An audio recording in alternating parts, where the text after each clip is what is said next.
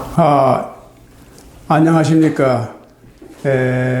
오늘 또 여러분 이렇게 영상으로 만나게 돼서 반갑습니다. 이제 벌써 9월이 되었는데, 이제 아직도 이 상황이 좋아지지 않아서 이렇게 계속 유튜브로 이렇게 하게 돼서 죄송합니다. 오늘은 중용의 5장 한 장을 여러분과 같이 한번 생각해 보려고 합니다. 이 5장은 아주 간단합니다. 전번에 우리가 3장을 할 때도 아주 간단하게 그 한 구절이었는데, 오늘도 그 5장은 공자가 아주 간단하게 자기의 마음을 표현한 겁니다. 자활, 여기에 자활도기 불행의 부, 도가 이루어지지 않고 있구나. 한마디로 말하면 공자는 지금 여기에서 탄식을 하고 있습니다. 한탄. 그런데 이걸 편집한 자사가 자기 할아버지의 이 말 한마디를 가지고 한 장을 채웁니다. 그러고는 6장으로 넘어가거든요. 그러니까 이 자사가 중용을 편집하면서 제 생각에는 이런 그 감격적인 말이 나오나, 또는 그 한탄과 탄식이 나올 때는 그 말을 아예 한 장으로 채워버립니다. 그리고 더 이상 그 다른 이야기를 부연시키지 않고 아주 한 장을 할애해서 자활, 도기, 불행의 부, 도가 이루어지지 않고 있구나 하는 한마디로, 이건 뭐 아주 간단합니다. 도기, 불행, 의부.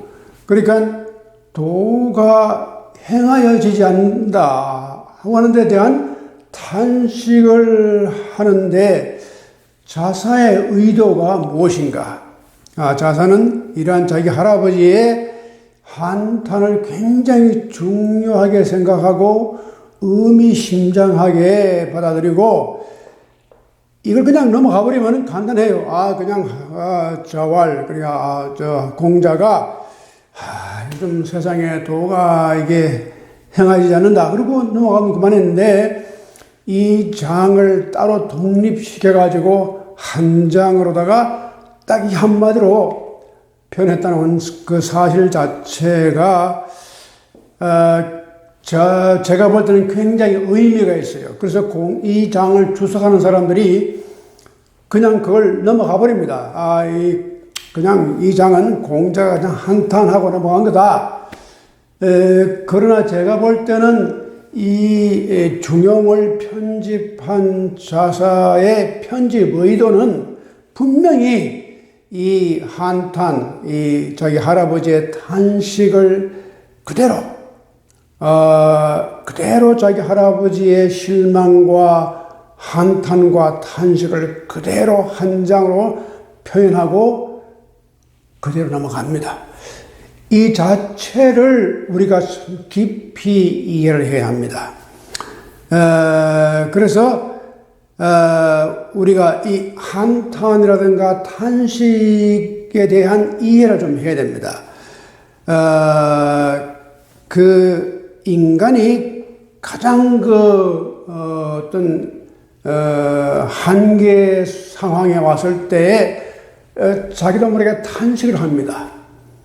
그리고 자기가 자연스럽게 어떤 실망이나 어떤 절망이나 그런 상황 가운데서는 아주 자연스럽게 나오는 것이 탄식입니다.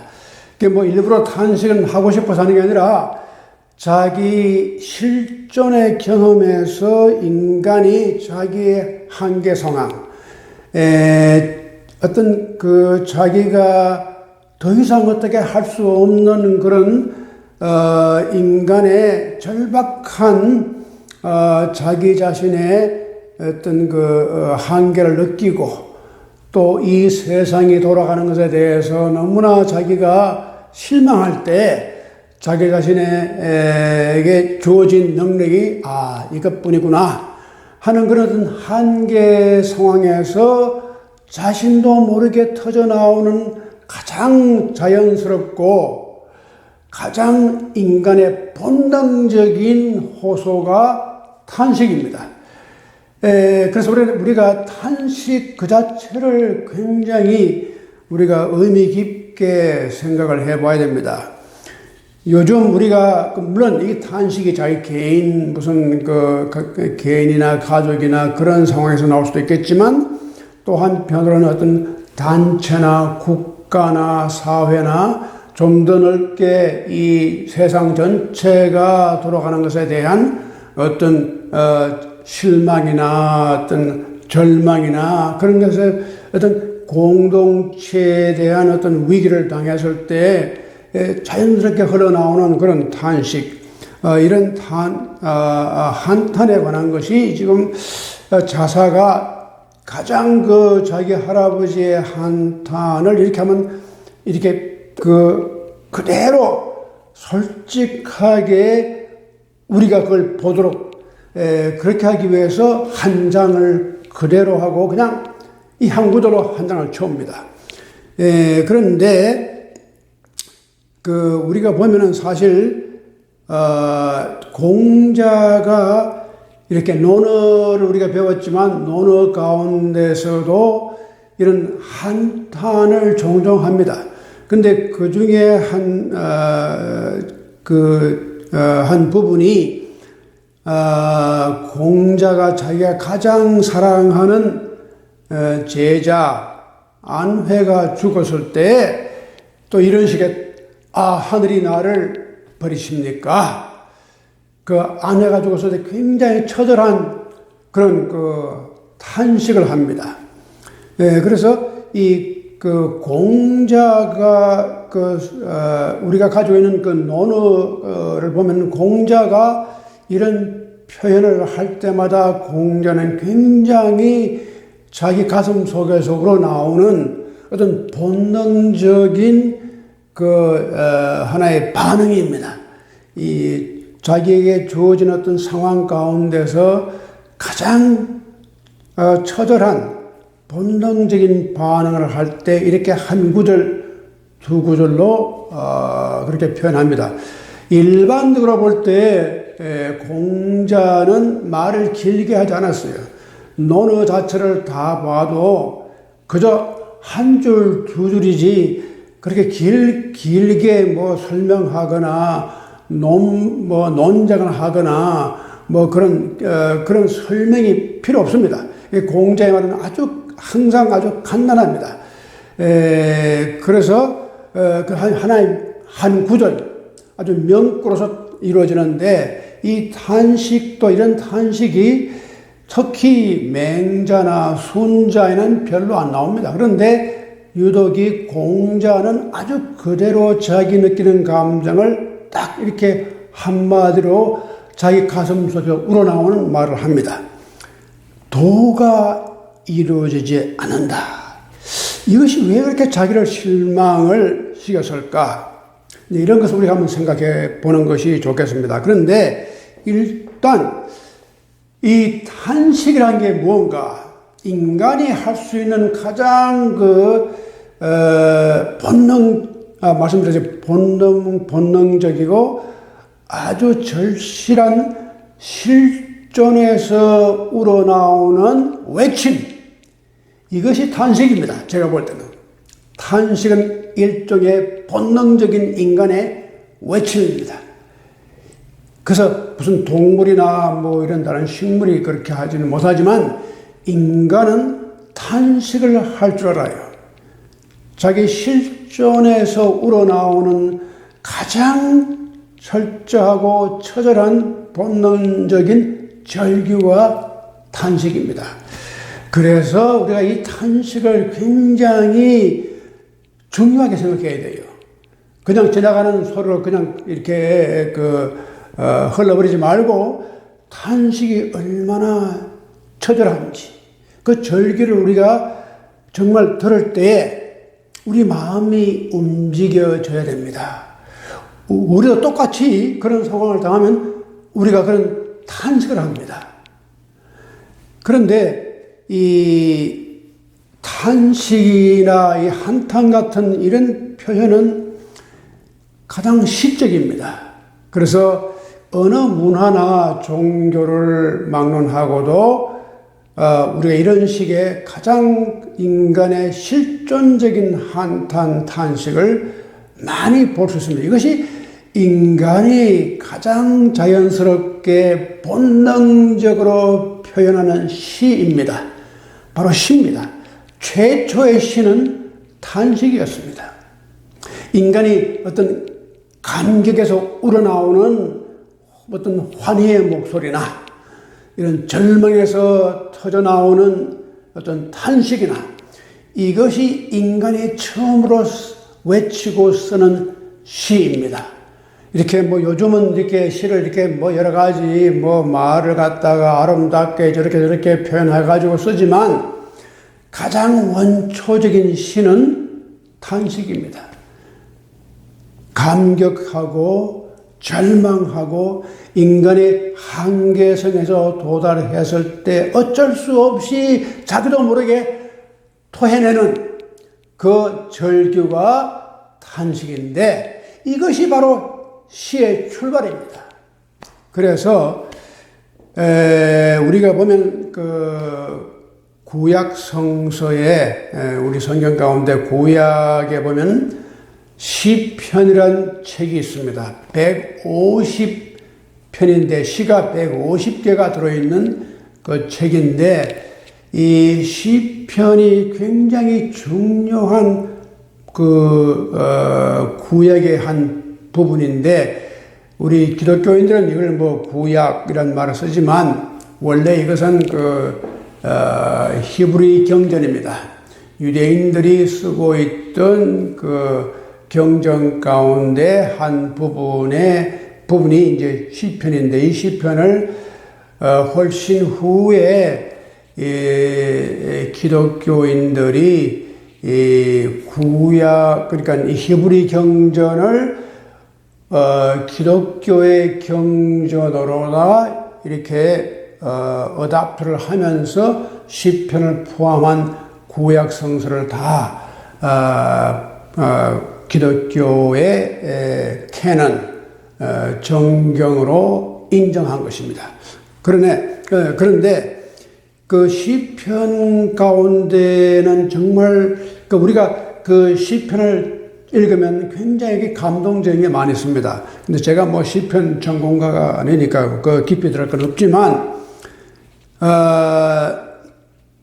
그 인간이 쓴 어떤 시나 산문보다도 어떤 그 수사의 화려함도 없이 인간의 감정이 그대로 노출되는 것이 제가 말씀드린 대로 이 탄식이라고 그랬습니다. 그런데 시편을 이렇게 연구를 하는 사람들을 보면은 그 시편이 그 시의 장르가 좀 다릅니다. 그 감사의 표현도 있고 영광 무슨 이렇게 또 그 중에 하나님을 찬양하는 찬양시도 있고 뭐 여러 가지가 있는데 그 중에 한 부분이 특별히 우리의 그 지금 그 관심을 가지는 것이 그 중에 단식을 모아놓은 단식 시입니다. 그래서 구약의 시편 가운데 이 단식 시가 꽤 많습니다. 근데 저는 그 시편 전문가가 아니니까 더 깊은 말씀을 드릴 수는 없지만, 이 탄식, 시를 연구한 분이 여러 분 많이 있습니다. 우리 한국에서는 한국에서 구약, 특히 시편을 연구한 분이 계신데, 김정준 박사님인데, 이 김정준 박사님은 제가 직접 배운 그런 선생님입니다. 한국 신학계에서 적어도 구약에 아마 가장 권위 있는 구약학을 학문적으로 한국 신학계에 도입했을 뿐만 아니라 특히 시편 연구로서 가장 권위 있는 연구를 하신 분이 이 김정준 박사님인데, 이분의 권한 말씀을 제가 잠깐 드리면서 시편과의 관계를 말씀드리겠습니다. 김정준 박사님은 1914년에 태어난 분인데, 이분이 저기 경상남도 동래가 거기가 고향입니다. 우리 윤용준 박사님이 동래 출신인데, 그래서 거기 초창기에 기독교를 받아들여가지고 기독인이 되었는데, 그 후에 평양신학교에서 공부를 하고 이렇게 쭉 역사가 많은데 제가 다 말씀 드릴 수는 없고, 간단히 말씀드리면은 이 김정준 박사님이 이제 초창기에 젊을 때에 목회를 이제 공부는 일본에 가서 아오야마 학원, 거기에 청산 학원에서 공부를 하고 돌아와서 이제 목회를 처음 시작한 곳이 경주 불국사 앞에 동네가 있습니다. 거기에서 조그마한 교회에서 목회를 하다가 그 후에 경북 자인교회, 그 다음엔 김천에 있는 황금동 교회로 옮기는데, 그 황금동 교회가 또 굉장히 역사적인 교회입니다. 거기에 송창근 박사님, 도산 안창호와 같이 흥사단을 일으키고, 이게 우리 워싱턴에도 지부가 있지만, 근데 하여튼 그런 분이 그 당시에 김천에서 황금동 교회 목회를 하면서 김정준 젊은 목사를 불러서 거기 오는데, 거기 와서 목회를 하다가 폐병에, 원래 폐가 나빴는데 폐병에 걸려요. 그래서 거기서 목회 도중에 설교를 못하고 각혈을 하고 쓰러져서 마산 요양소로 옮겨갑니다. 근데 이 마산 요양소에 가 보니까 이 김정준이라는 분은 이미 폐병 말기로서 회복의 가능성이 없다. 옛날에 이런 마이신, 페니실린 이런 것은 이런 안티바이오틱 이런 게 이렇게 없고 이러니까 이거 어떻게 약도 없고, 그래서 저기 그냥 육병동, 그 당시에 국립 마산 요양소에서는 이 폐병의 제일 말기 환자, 희망이 없는 환자들이 모이는 거주하는 병동이 육병동이었습니다. 거기서 이제 죽을 날을 기다리면서 그냥 그러다가 좀 가는 거예요. 근데 김정준 박사님이 글로 갔어요. 거기에 나이 32살인가 아주 젊은 나이에 이제 거기 가서 이제 죽음을 기다리고 있는 그런 상태였는데, 거기서 자기가 참 아주 기적적인 경험을 하게 됩니다.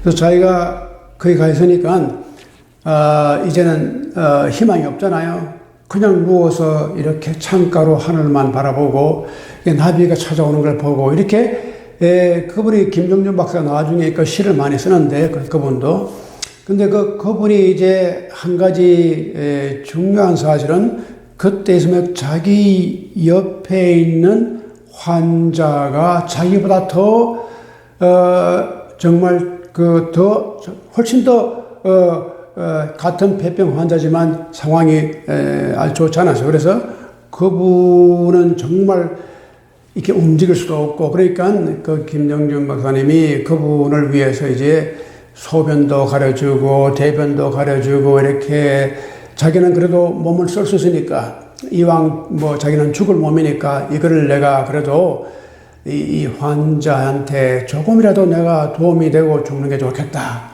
그래서 그날부터 그 일을 시작했어요. 그래서 매일 그 환자를 돌보고 자기 옆에서 그냥 그 환자를 이렇게 조금씩이라도 이렇게 아픈 데를 좀 이렇게 좀 위로해주고 쓰다듬어주고, 그러니까 자기도 뭐 힘든데 돌아눕지도 못하니까 그걸 좀 돌려서 이렇게 눕게 해주고, 이런 걸 계속 하는 사이에, 그러고 이제 몇 달이 지나갔는데 놀랍게도 이분의 폐병이 다 나은 거예요.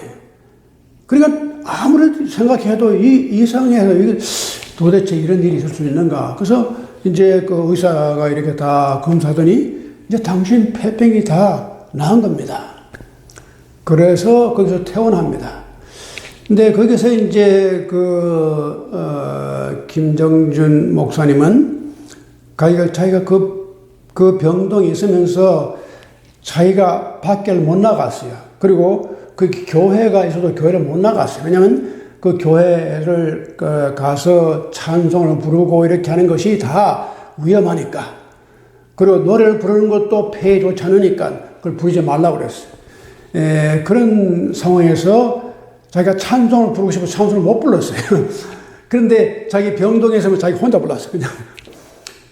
그런데 이런 그 경험을 가진 분이라서 특별히 그 시편을 사랑했는데, 이분이 그 후에 이제 그 카나다에 와서 공부를 하신 다음에 다시 한국에 돌아와서 한국신학대학에 좀 가르치시다가 그 후에 그 스코틀랜드의 그 에딘버러 대학에 가서 이제 구약학으로 박사학위를 받고 돌아오셨습니다. 그래서 그때 자기 연구 논문이 시편입니다. 근데 시편 가운데 특히 이 탄식시를 공부를 했어요. 그래서 제 생각에는 아무래도 그분이 자기 개인의 삶 가운데서 느꼈던 실망과 절망과 고통 속에서 그 탄식이라고 하는 것이 얼마나 중요한가. 인간은 탄식하는 동물이다. 그리고 이제 시편에서 탄식시를 특별히 집중해서 연구를 했던 분인데, 여간 여기서 인간이 이렇게 탄식을 한다고 하는 것, 이것이 가장 자연적인 현상인데, 공자가 여기서 탄식을 합니다. 근데 그 공자의 탄식은, 그 탄식이 인간의 물론 자기 개인의 비참함이라든가 고통 때문에 할 수도 있겠지만, 어떤 공동체에서 일어나고 있는 문제에 대해서, 사회나 국가에 대해서 어떤 실망을 할 때 이런 탄식을 하게 돼요. 공자가 자기가 살고 있던 그 시대에 어려운 시대입니다. 그 춘추 전국 시대, 이 어려운 시대에 도가 이루어지지 않는다는 탄식을 아주 처절하게 하는데, 이 도가 이루어지지 않는다는 뜻이 무엇인가? 근데 요즘 보면은 우리 한국이나 뭐 미국이나 할 것 없이 정말 사회나 국가가 이렇게 점점 이렇게 양극화되고, 정말 국가가 이렇게 좀 서로가 조화가 되고 서로 화합이 되고, 이렇게 그 사회가 평등이 돼야 할 텐데, 정말 이렇게 보면은 지금 한국도 그렇고 미국도 그렇고 이렇게 서로가 화합이 되고 조화가 이루어지는 사회가 아니고 극단과 극단이 부딪히고 여기서 갈등과 갈등이 자꾸 더 계속되는 이런 사회가 되고 있다는 사실을 볼 때에 오늘날 공자가 와서 본다면 아마 이런 탄식을 할 것 같아요. 도가 이루어지지 않고 있기 때문에 이런 극단적인 갈등과 갈등을 계속 우리가 겪고 있는 게 아닌가. 지금 한국도 마찬가지로 지금 이런 상태가 바로 도가 점점 사라져가고 있다. 여기에 대한 어떤 애통하는 마음이 공자로 하여금 이런 탄식을 하게 만들었는데, 그런데 그러면 그 도가 뭐냐? 이 도를 우리가 전번에도 말씀드렸지만 이 도라고 하는 것이 우리가 도덕경을 이미 공부를 많이 했습니다만은 도라고 우리가 딱 정의를 해버리면 이미 도가 아니다. 도가도, 비상도, 명가명, 비상명, 그 노자 도덕경 제일 그 처음에 나오는 구절입니다. 그러니까 도를 우리가 도라고 딱 규정할 수가 없는 겁니다. 그런데 이제 문제는 도를 내가 아는 도라고 딱 규정해가지고 그 도를 절대화시킬 때부터 이것이 이제 문제가 생깁니다. 그 도라고 하는 것은 항상 열려 있고 또 도가 가지고 있는 어떤 융통성이 있어요. 그래서 모든 것을 다 이렇게 같이 이렇게 조화시킬 수 있는 그런 능력을 가진 것이 도입니다. 그래서 지금 우리 사회가 필요한 것이 바로 이런 도가 아닌가. 어떤 내가 가진 도, 또 네가 가진 도, 누구의 도가 맞는 도냐, 이런 그 대결과 이런 그 갈등의 도가 아닙니다. 화합과 조화와 서로 간의 협력을 가져다주는, 그리고 이것이 그러면서도 인위적이 아니고 자연스럽게 누구나가 다 참여할 수 있게끔 만들어주는 그런 도가 점점 사라지고 있다는 것이 지금 우리 대한민국의 현상이고 또한 우리 미국의 현상입니다.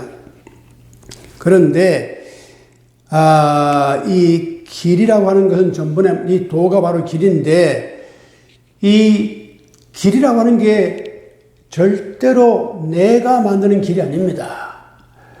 또 절대로 어떤 다른 사람이 만들어서 우리한테 주어지는 그런 길도 아닙니다. 길은 항상 열려 있습니다. 우리가 만들어 갑니다. 계속 우리가 듣고 서로가 의논하면서 서로가 합심하면서 서로가 조화를 이루면서 길을 찾아갑니다. 이것이 도입니다. 도라고 하는 것은 결정이 된 게 아니라 항상 열려 있고 그 길이 나타나기를 간절히 바라는 마음으로, 길을 찾는 마음으로 따라갈 때에 길이 저절로 형성이 됩니다. 이런 길인데 이 길이 잘 열려지고 있지 않다는 것이 오늘날의 탄식입니다. 그런데 길이라고 하는 것이 지난번에 말씀드렸지만 인간이 자기가 이렇게 가야 된다 하는 어떤 결정적인 이념을 가질 때 그 길은 길이 아닙니다. 그런 길은 항상 문제를 가져옵니다. 지금 한국도 그렇고 미국도 그렇고 우리가 가야 할 길은 좀 더 우리가 한 걸음 물러서서 사물을 좀 더 깊이 있게, 여유 있게 통찰하면서 우리가 가야 할 길을 생각해야 되지 않나, 이런 생각이 듭니다. 그런데 여기를 보면은 인간의 그 힘이 참 큽니다. 길을 찾는 것도 인간이고, 또 길을 위해서 우리가 갈망하는 것도 인간입니다. 또 좋은 길이 이루어지는 것인지 아닌지를 아는 것도 인간입니다. 그래서 인간의 능력이 참 중요합니다. 우리의 능력은 우리가 가진 내가 만든 도를 주입시키는 것이 아니라 자연스럽게 이루어지는 도가 우리에게 나타나도록 내가 스스로 그게 노력해주고 겸허한 마음으로 그 도를 우리가 나오도록 인카르지, 이거 하나밖에 없어요. 내가 도를 만들었다 하고 이미 심어 넣어줄 때는 끝난 겁니다. 그래서 이런 것이 이제 우리가 가져야 할 태도인데, 지금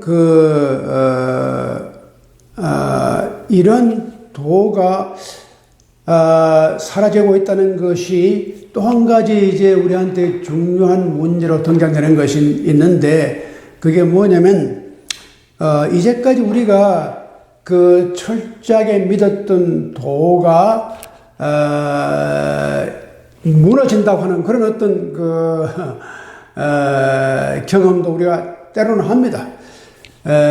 이 도라고 하는 것이 우리 동양에서는 이게 길이란 뜻인데, 사실 그 서양에는 도란 말을 별로 안 씁니다. 도가 없고, 이 서양에는 어떤 말을 많이 이제까지 써왔느냐 하면 이런 그 인간의 그 걸어가야 할 길, 또 가장 인간이 궁극적으로 찾아야 할 길을 어떻게 생각하면 이걸 종교,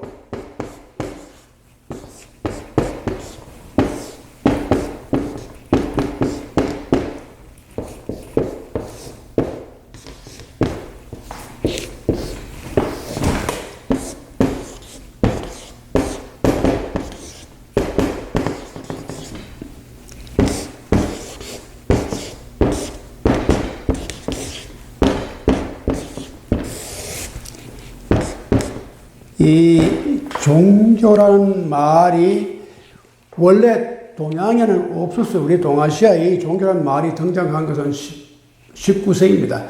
일본 사람들이 그 릴리존이라는 말을 들어오니까 이걸 갖다가 번역할 길이 없어서 그냥 종교로 이렇게 그 어떤 종자하고 교자를 붙여가지고 가르침, 어떤 종교, 이게 종이란 말은 중심적이다, 핵심적이다, 골자다, 그런 뜻입니다. 그게 아주 가장 중심적인 가르침, 이렇게 해서 종교라는 이름을 만들어서 이제 우리가 쓰고 있는데, 제가 볼 때는 이 종교가 결국은 이게 이 동양 사회에서는, 특히 동아시아에서는 이게 도입니다.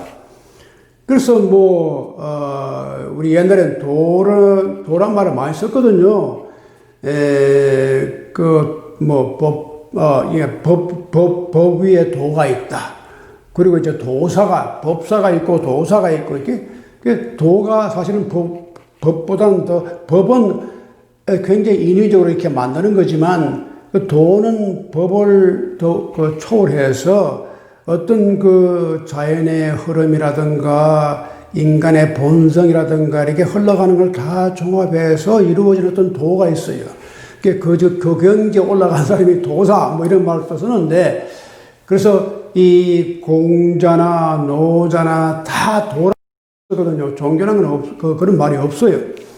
그래서 제가 볼 때는 사실은 우리나라에 종교라는 말 들어왔지만 그 종교라는 말보다는 이 도란 말을 쓰는 게 더 적절하다고 봅니다. 근데 문제는 이 도란 말도 너무 우리 일제 그 강점기의 도덕이란 도란 말이 너무 도덕 무슨 이런 게 돼가지고 일종의 그 모랄리티 혹은 뭐 에틱스 인간의 도를 도덕적으로만 이해했기 때문에 도란 말 쓰면 그런 오해를 가져와요. 절대로 도라고 하는 것이 어떤 우리가 생각하는 그런 도덕의 개념의 도가 아니거든요. 그런데 지금은 다들 그렇게 생각해요. 전번에 우리 도덕경 강의를 할 때 다들 사람들이 그 꼬리따분한 무슨 도덕 이야기를 하느냐. 여러분 도덕경은 전혀 그런 게 아니거든요. 도라고 하는 것은 그런 어떤 윤리나 도덕이란 인간이 만들어 놓은 어떤 그건 하나의 법이잖아요. 그런 게 아니고 이 도는 신비한 거거든요. 그래서 이게 바로 종교적인 그 신비성과 같이 아주 깊고 심오한 뜻이 있습니다. 그런데 제가 이제 왜 이 종교 얘기를 하느냐 하면은 요즘 공자는 도가 지금 떠났다. 이 도가 행해지지 않는다고 지금 한탄하고 있는데 제가 볼 때는 이 서구 사회에서 이 종교가 점점 사라지고 있다. 이번에 나온 Foreign Affairs라는 그 잡지가 있습니다. 아주 유명한 참 좋은 잡지입니다. Foreign Affairs. 그 잡지 최근호에 그 논문 가운데 그 논문 한 편이 나왔는데 그 논문의 제목이 Give up on God. 하나님을 포기하는 거예요. Give up on God. 제목이 아주 간단해요. Give up on God. 근데 아직 그 간단한 논문 속에 아주 그 재미있는 현상을 소개하고 있는데 쓴 사람이 사회학자인데 지금 이 글로벌 현상입니다. 세계적인 현상으로 볼 때 이 종교가 점점 사라져가고 있다. 그래서 이분은 사회학자니까 여러 가지 이제 통계 뭐 이런 걸 해서 이제 쭉 이렇게 몇 년도부터 몇 년도까지 이렇게 나왔고 이렇게 그걸 쭉 하는데 제가 그런 자세한 설명 드릴 필요가 없고 이것은 2000년대 들어와서 2007년, 8년, 2010년대 와서 더 전격적으로 이 종교를 믿는 사람이 줄어들고 있다. 그런데 이걸 어떻게 하느냐? 교회 나가는 사람들이라든가 또 내가 신을 믿는다 이렇게 스스로 종교적이라고 고백하는 사람들의 수가 아주 급격하게 줄고 있다는 걸 이분이 얘기를 했는데 그 이유가 뭐냐? 그 이유 가운데 물론 여러 가지 이유가 있겠지만은 많은 사람들이 어떤 종교에 대한 회의를 많이 느끼고 있고 또 종교가 현실적으로 자기들 생활 속에 꼭 그렇게 필요한가 이런 의심이 듭니다. 그래서 종교라고 한 것이 자기들 일상생활 가운데 별로 연관성이 없다는 거예요.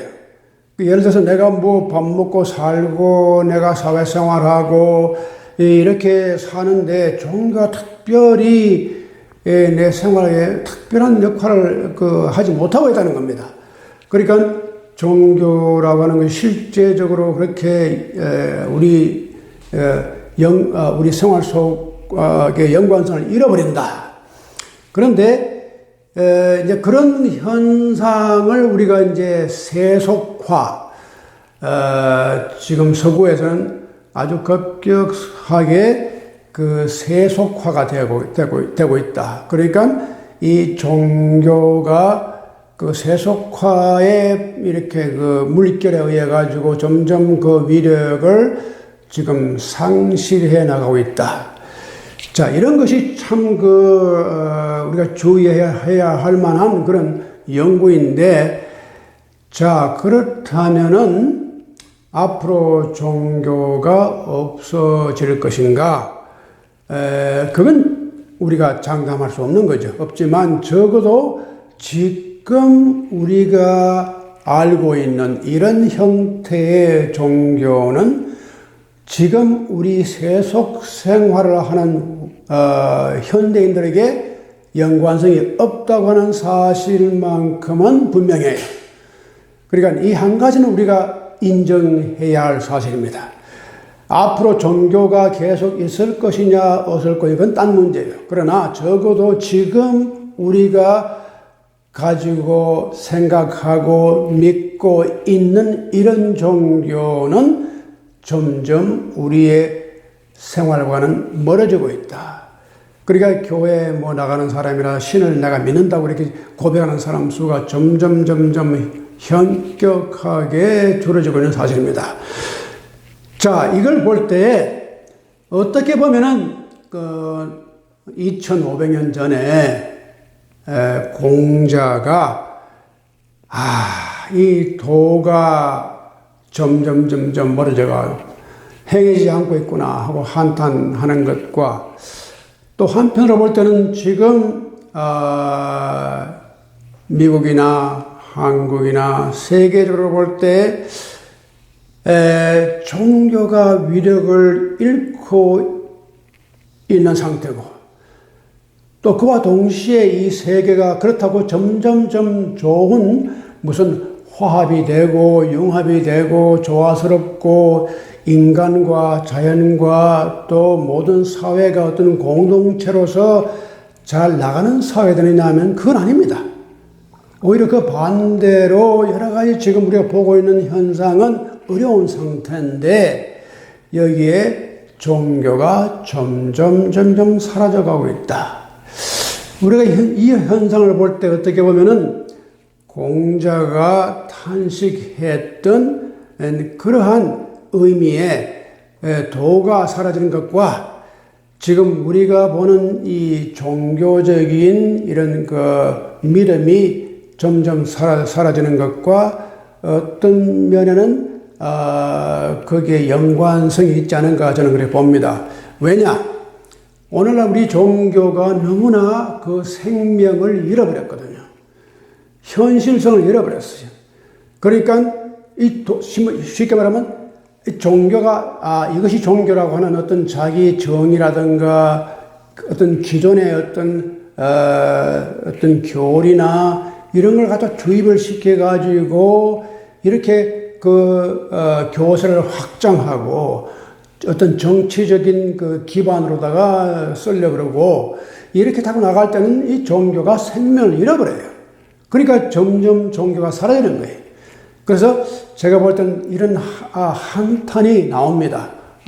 지금 우리가 보는 이런 기독교나 이슬람이라든가 다른 종교나 마찬가지지만 일반적으로 볼 때에 이렇게 세속화가 되고 있는데, 이것이 이제 또 연구한 사람이 발표한 논문 가운데 한데 참 재밌는 것이, 자, 그러면 종교적인 국가들, 이제까지 굉장히 종교적이었다고 하는 국가들의 도덕적인 수준하고 아주 세속화된 그런 나라들의 수준하고 비교해 보니까 소위 말해서 자기들은 종교적이라고 생각했던 그런 나라들이 더 부패가 많고, 거기가 더 나라가 부정이 많고 타락이 되고, 오히려 스스로 세속적이라고 생각하는 서유럽 같은 그런 나라들은 오히려 도덕적으로 윤리적으로 이렇게 사회 모든 정의라든가 이것이 훨씬 더 낫더라. 이거 상당히 재미있는 현상입니다. 그래서 우리가 볼 때 이게 바로 도구나, 도라고 하는 것이 우리가 만들어 놓은 어떤 특별한 어떤 그런 조직 속에서 이루어질 때는 그것이 제대로 그 일을 못하고 오히려 파괴적인 힘으로 나타나요. 사람들이 따라가질 않아요. 그런데 오히려 오픈된 사회 가운데서 종교란 이름을 다 버리고 가장 세속적인 삶 가운데서 가장 인간적으로 살아가는 그 삶 자체가 오히려 더 윤리적이고 더 도덕적이고 그게 더 인간적인 사회가 이루어진다. 이렇게 볼 때는 이제 이 종교의 그 앞으로의 방향도 많이 바뀌어야 하지 않을까 하는 생각을 합니다. 그래서 앞으로의 종교는 그 종교란 말이 그 religion 이런 말이 라틴어의 religio에서 나왔어요. religio란 말은 어떤 거냐면 지금의 현상과 앞으로 올 현상을 연결시키는 끈을 religio라고 합니다. 그래서 웰리전 다른 게 아니고 뭐 신을 믿고 천당 가고 지옥 가고 그런 게 아니라 지금 나의 모습이 앞으로 어떤 형태로 이루어질 나의 모습하고의 연결을 내가 찾느냐. 그 what I am, what I ought to be 이 사이를 연결시키는 것이 웰리기오. 이건 링크란 말이에요. 이어준다는 말이에요. 그래서 지금의 우리의 형태와 앞으로 이루어질 형태, 우리가 바라는 형태를 이렇게 링크를 시켜주는 이런 바로 줄이 뭐냐, 그게 종교예요. 그래서 어떤 인간의 궁극적인 목적하고 지금 우리가 살고 있는 우리 현상하고를 항상 연결시킬 수 있는 힘이 바로 종교입니다. 이런 생각을 해볼 때 제가 이제 이 노자가 공자가 도가 행하여지고 있지 않다는 그런 탄식이 2500년 전의 탄식이 아니라 지금 우리가 현실적으로 경험하는 우리 사회를 볼 때나 정치적인 현상이나 모든 면에서 인간이 좀 더 겸손하게 이것만이 진리다. 이렇게 해야지만 올바른 사회가 이루어진다. 이렇게 밀고 나갈 게 아니라 일단 우리가 한 발 물러서서 인간이 무엇인가? 인간의 본성이 뭔가? 또 인간이 어떻게 자연스럽게 도를 이룰 수 있는가? 여기에서 좀 더 우리가 겸허한 마음으로 도를 찾고 도를 실행하는 그러한 우리가 되어야 하지 않을까 하는 생각에서 오늘 이 한 장을 말씀드리고 이 다음 우리가 그 6장은 다음 기회에 하도록 하겠습니다. 감사합니다. 여러분 그동안 앞으로 다시 배울 때까지 건강하시기 바랍니다. 감사합니다.